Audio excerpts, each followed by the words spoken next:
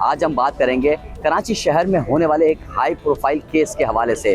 میر رضا جو کہ ایک تاجر ہیں، 28 جولائی کو رات تقریباً 4:11 پر اپنے گھر سے آن لائن ٹیکسی بک کر کے نکلے اور پھر پراسرار طور پر لاپتہ ہو گئے۔ اہل خانہ نے تلاش شروع کی اور فیروز آباد تھانے میں واقعے کی اطلاع دے دی گئی۔ چند ہی گھنٹے گزرے تھے کہ ایک لاش جو ہے وہ گلستان جوہر کے علاقے سے ملی، جو کہ کیاری کے پاس سے برآمد ہوئی۔ انتہائی مقصودہ لاش کی، چہرے اور ہاتھوں کے جو نقش تھے وہ مٹ چکے تھے۔ تلاش ایپ کی مدد سے شناخت کرنے کی کوشش کی گئی لیکن شناخت ممکن نہ ہو سکی۔ لاپتہ ہونے والے فیروز آباد کے علاقے سے نوجوان تاجر کے والد نے کپڑوں کی مدد سے مقتول رضا کو شناخت کیا، جس کے بعد تحقیقات کا آغاز ہوا تو مختلف CCTV فوٹیجز سامنے آنا شروع ہوئیں، جس سے یہ بات سامنے آنے لگی کہ شاید میر رضا نے خودکشی کی ہے۔ لیکن کیس پراسرار اس وقت ہوا جب مقتول کے اہل خانہ کا کہنا یہ سامنے آیا کہ رضا خودکشی نہیں کر سکتا۔ مقتول جو رضا ہیں ان کا فیفل کا اپنا ایک بزنس تھا، ساتھ ہی دیگر انویسٹمنٹ کے اندر ان کے کاروبار تھے، شراکت داریاں بھی تھیں۔ تو والد کا کہنا یہ تھا کہ کاروبار جو ہے اس کے اندر لین دین کا معاملہ ہو سکتا ہے لیکن میرا بیٹا خودکشی نہیں کر سکتا۔ شہر کے مختلف مقامات پر احتجاجی دھرنے دیے گئے، احتجاج کیے گئے اور اس کے بعد ہم نے یہ دیکھا کہ جو میڈیکل لیگل رپورٹ سامنے آئی جس میں doctor Sumaiya Karachi police surgeon نے یہ کہا کہ یہ شک و شبہات کا شکار ہے۔ 14 ایسے پوائنٹ سامنے لائے گئے جس کے اندر یہ کہا گیا کہ یہ جو ہے تفتیش اور جو میڈیکل لیگل رپورٹ ہے یہ مکمل نہیں ہے، جس میں سر کا معائنہ ہے، کھوپڑی کا کھال ہٹانا، اس کے ساتھ ساتھ جس جگہ بولٹ فائر ہوتی ہے اس جگہ کے نمونے حاصل نہیں کیے گئے، ایکسرا نہیں کیا گیا۔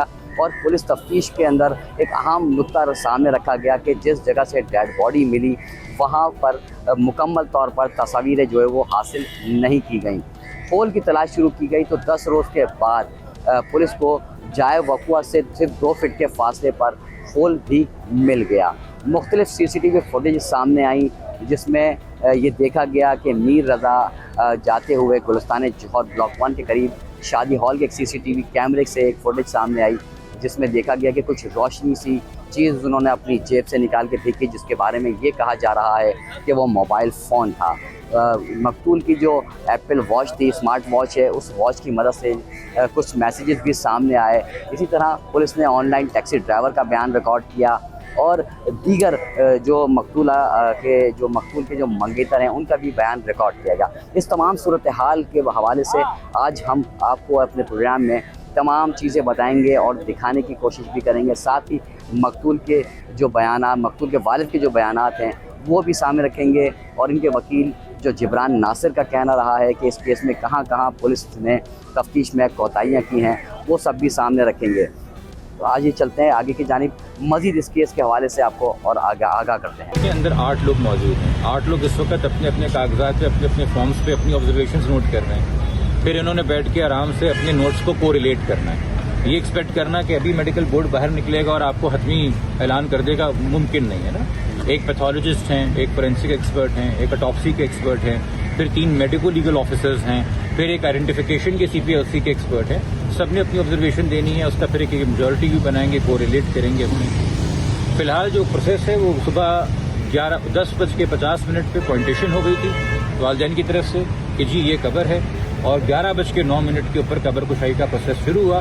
آج کے پروگرام میں آپ نے دیکھا کہ کس طرح سے اس سارے کیس کو، جو یہ پراسرار کیس تھا، اس کی انویسٹیگیشن میں کیا سامنے آیا، ساتھ ہی جو ایڈوکیٹ جبران ناصر ہیں ان کے طرف سے جو قبر کشائی کی درخواست جمع کرائی گئی تھی، اس کے بعد اب ہم نے دیکھا کہ قبر کشائی آج جو ہے وہ مکمل کر لی گئی ہے۔ قبر کشائی کے بعد پوسٹ مارٹم کیا گیا، جسم کے مختلف حصوں سے نمونے حاصل کیے گئے، گن پاؤڈر اور تشدد کے نشانات کو دیکھنے کے ساتھ ساتھ جو گن شاٹ تھا اس کی بھی باریک بینی سے جانچ کی گئی ہے۔ ساتھ ہی DNA کے حوالے سے DNA کے سیمپلز بھی حاصل کر لیے گئے ہیں اور رضا کے جو والدین ہیں ان کا بھی DNA سیمپل حاصل کر لیا گیا ہے تاکہ جو رضا ہے اس کی شناخت بھی مکمل طور پہ ممکن ہو سکے، اور جو فورنزکس کے جو سیمپلز اور نمونے حاصل کیے گئے ہیں اس کی جانچ کے لیے انہیں لیبارٹری بھجوایا جائے گا۔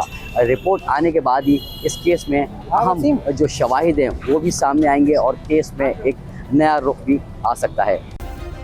सब्सक्राइब करें और बेल दबाएं ताकि कोई खबर रह न जाए।